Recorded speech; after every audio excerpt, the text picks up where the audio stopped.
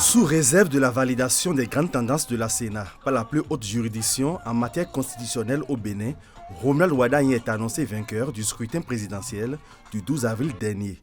Le technocrate spécialiste du langage des chiffres voit se dresser devant lui le tapis rouge du palais de la Marina. Romuald Wardani est porté à la lecture des résultats provisoires du vote présidentiel par l'adhésion populaire, une confiance qu'il ne devra pas trahir.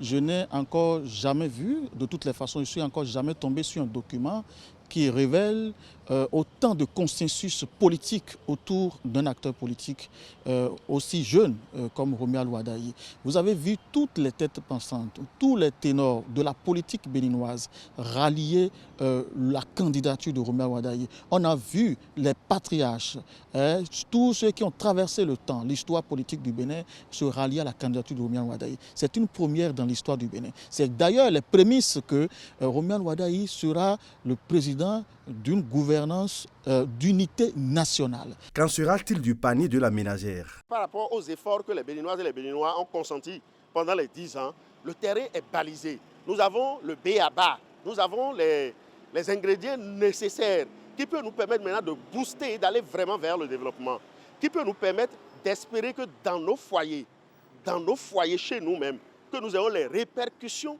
de l'effort collectif que nous avons consenti pendant 10 ans. Pour l'heure, les regards sont braqués vers la Cour constitutionnelle.